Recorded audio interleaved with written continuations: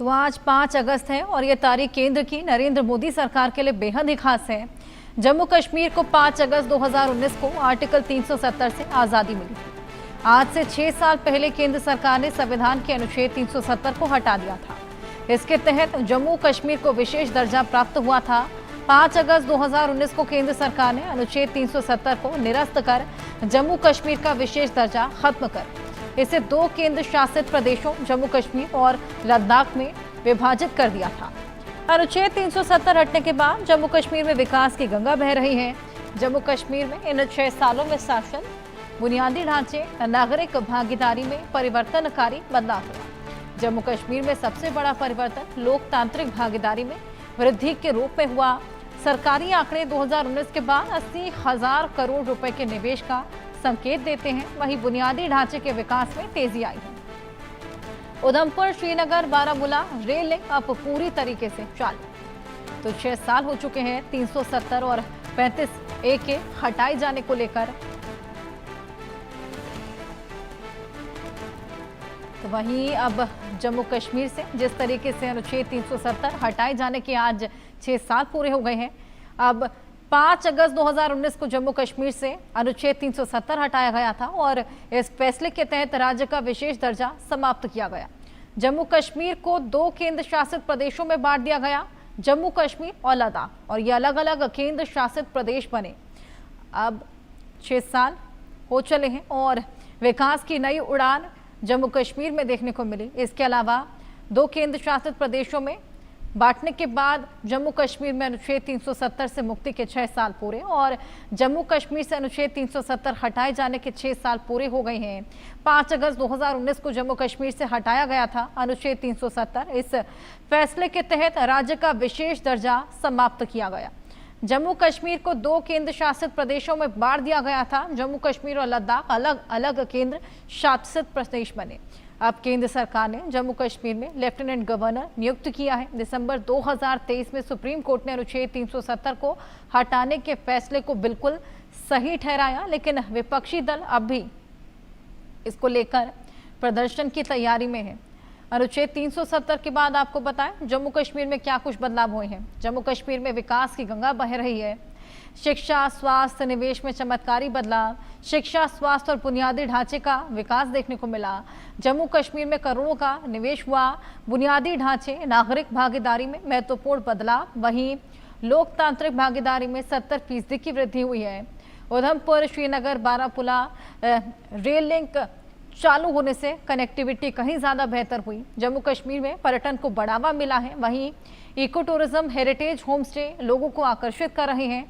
जम्मू कश्मीर में डिजिटल पहुंच में सुधार हुआ है। श्रीनगर के लिए दैनिक उड़ानें 2019 में 35 से बढ़कर 2024 में 125 हो गई हैं। तो विकास की बयान जम्मू कश्मीर में वहीं जब से अनुच्छेद 370 हटा है और उसके बाद से ये तमाम चीज़ें अब निकलकर सामने आ रही हैं। ये तमाम आंकड़े साफ बताते हैं कि कितना बदलाव जम्मू कश्मीर में देखा गया है। दैनिक उड़ानें 2019 में 35 से बढ़कर 2024 में 125 हो गई हैं और ये तमाम विकास की लहर देखने को मिली है। इसी पर और जानकारी लेंगे। हमारे साथ हमारे सहयोगी आशिक मीर जुड़ गए हैं।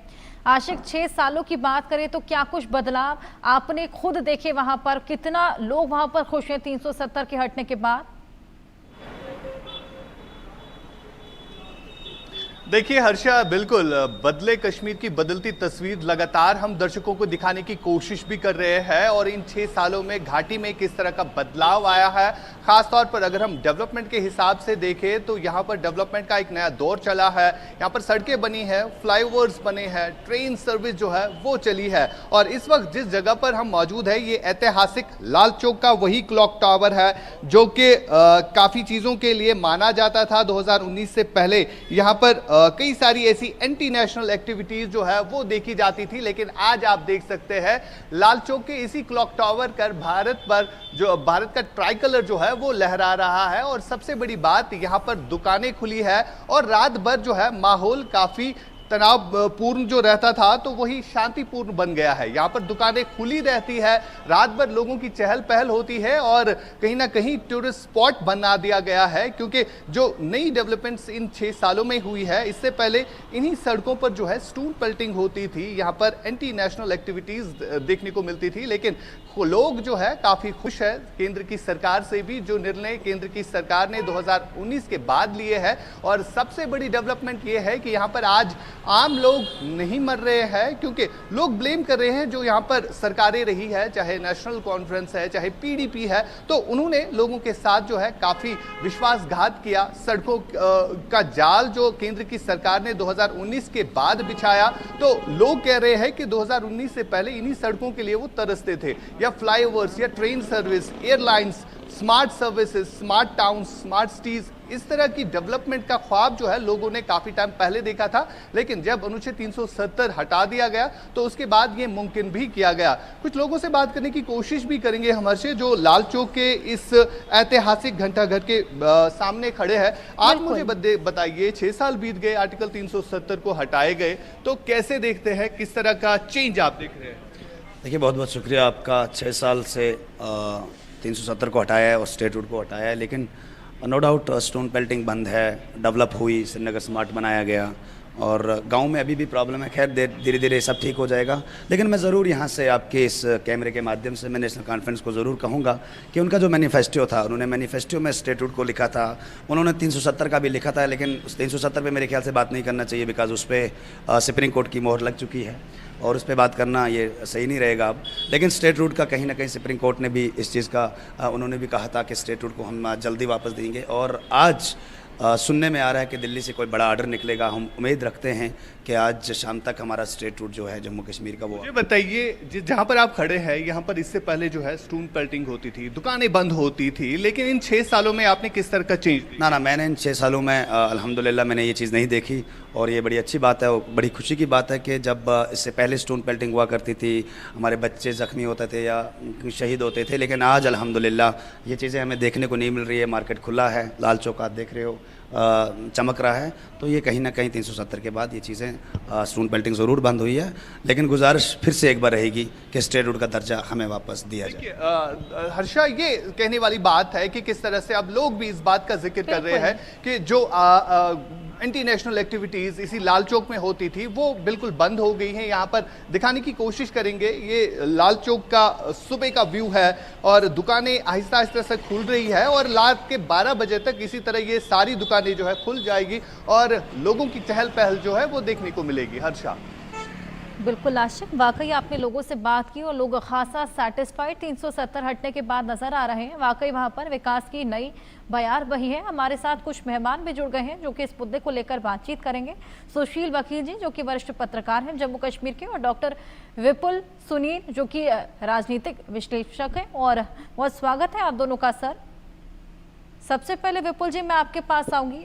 6 साल पूरे हो चले हैं 370 हटने के बाद, 35A भी हटा और इससे खासा विकास वहां पर देखा गया है, खासा बदलाव, वो तो तमाम लोगों ने भी बताया। लेकिन विपक्षी दल के नेता अब भी खुश नहीं है, वो इसको लेकर आज भी प्रदर्शन करने वाले।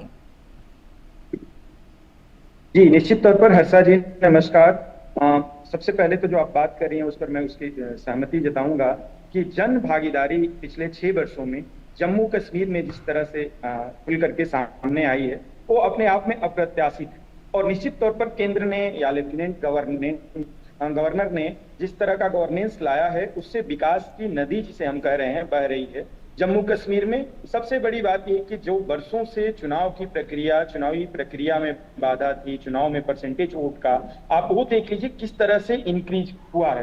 वो अपने आप एक इबारत लिख रही है। अभी लाल चौक से आप रिपोर्ट दिखा रही थी, उसे देखते हुए मैं देख रहा था कि एक कबूतर उड़ रहा था लाल चौक के ऊपर से और वो शांति का प्रतीक माना जाता है। लाल चौक आज की डेट में ये है कि आज झंडा वहां फहरा है भारत का और नेशनल फ्लैग फहरा है वहां से। और केवल नेशनल फ्लैग की बात नहीं है, वहां के लोगों के लिए भी बहुत कुछ अच्छा हुआ है। अभी तारीफ कर रहे थे एक व्यक्ति, उसमें रिपोर्टर जब बात कर रहे थे आपके, तो मैंने देखा कि आप देखिए कि उनका तजिया का जुलूस निकला है सालों बाद वहां से।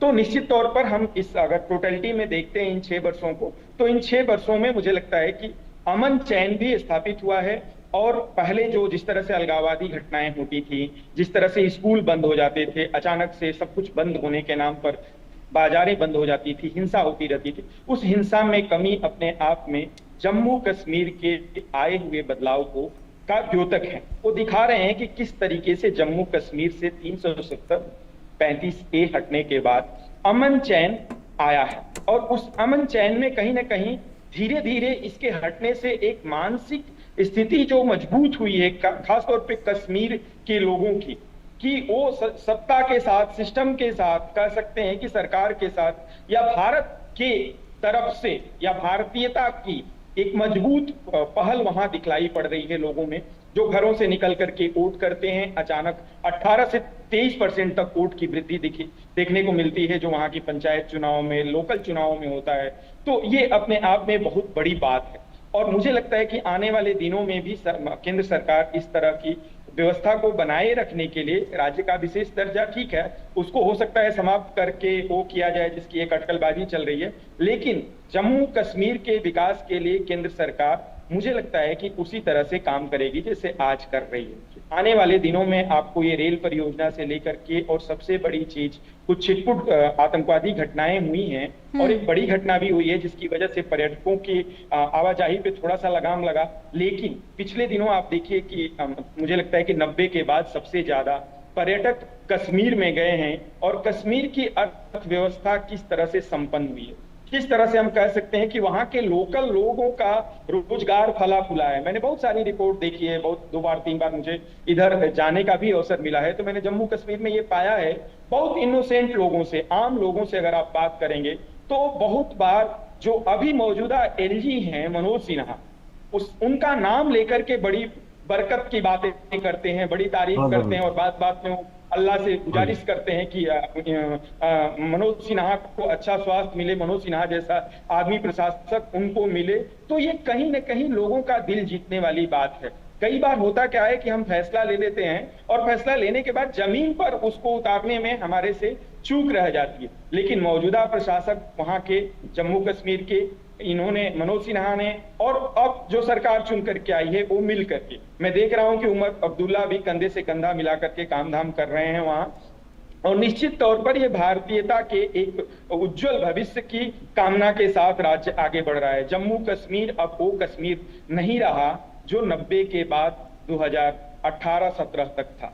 उसमें बड़ा बदलाव अगर दिखता है तो उसमें, उसके पीछे ये भी है कि आईआईएम का खोला जाना, आईआईटी का कैंपस देना, बिल्कुल बिल्कुल बिल्कुल जी, तमाम बदलावों पर आपने भी मुहर लगाई। आइए सुशील जी से भी जाने कि क्या कुछ बदलाव उन्होंने जम्मू कश्मीर में महसूस किए। सुशील जी।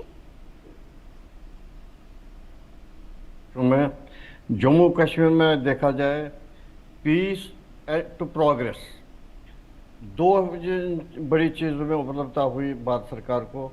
पहला है कि जो हम वहाँ पर ये फिर से पीस बहाल हो गया। आप देख लीजिए, कुछ साल पहले सैकड़ों पथराव होते थे, वो टोटली बंद हो गए। पथराव के बाद देख लीजिए, दुकानें शाम को 5 बजे के बाद बंद हो जाती थी। उसके बाद स्कूल महीने में 1 बार खुलता था, 2 महीने में 2 बार खुलता, 3 बार, ये ऐसे होता था। उसके बाद वो हो गया पीस का पहलू। उसके बाद 2 करोड़ से ज़्यादा टूरिस्ट आने लगे कश्मीर में 2019 के बाद। तो काफ़ी प्रोग्रेस हो गई टूरिज्म में भी। लोग बड़े खुश थे, यहाँ तक कि होटलों में बैठने की जगह नहीं मिलती थी लोगों को, होम स्टेज लोगों को बनाने पड़े ताकि टूरिस्ट वहाँ पर एकोमोडेट हो गए। उसके बाद कितना रेवेन्यू जनरेट हो गया, जितने भी टूरिस्ट आते हैं, कम से कम एक टूरिस्ट लाख 1.5 लाख रुपये से कम तो खर्चता नहीं है, कितना पैसा वहाँ पर बहाल हो गया। उसके बाद अगर देखा जाए कि डेवलपमेंट की ओर जाए, आप देख लीजिए, सबसे बड़ी उपलब्धि है कि ये जो ट्रेन गई, पहली बात ये कटरा से श्रीनगर। एजुकेशन में देख लीजिए कितना सुधार आ गया, स्कूल कॉलेज खुल रहे हैं, लोग आईएम वगैरह जो भी मेडिकल कॉलेज वगैरह नए बन रहे हैं, उनके लिए तो लोग कितने खुश हैं। बच्चा बिल्कुल बिल्कुल सुशील जी, ये तमाम बदलाव जो आपने खुद महसूस किए, डॉक्टर विपुल जी आपके पास मैं वापस आऊंगी। जिस तरीके से जो कुछ तमाम बदलाव रहे उसके बारे में आपने जानकारी दी, लेकिन क्या लगता है आपको, विपक्ष को क्या विकास से दिक्कत है या फिर मोदी सरकार के इस फैसले से दिक्कत है? क्या आपत्ति यहाँ पर विपक्ष दर्ज करा रहा है? क्यों वो विकास से खुश नहीं हो पा रहा?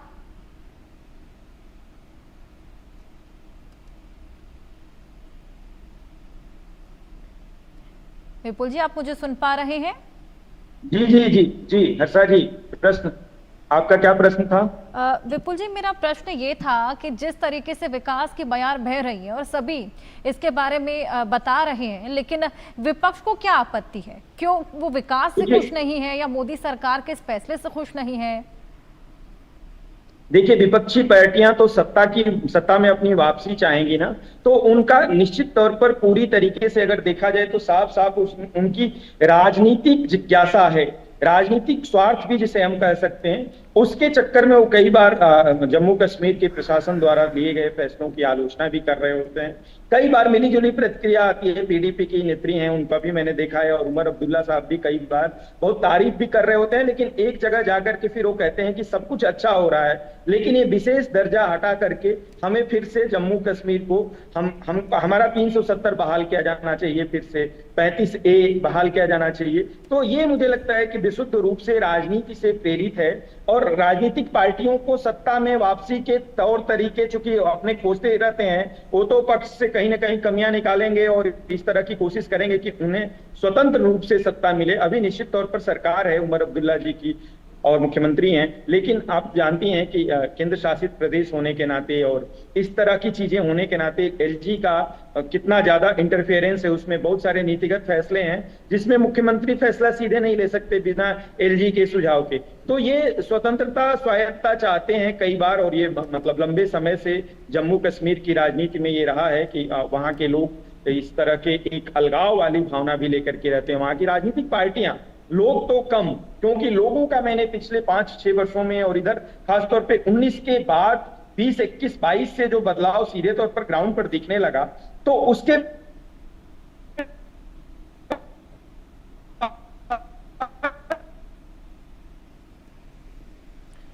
चलिए विपुल जी से जुड़ने की कोशिश करेंगे। उन्हें तो शिक्षा चाहिए, उन्हें स्वरूप करते हुए भी मिलते हैं।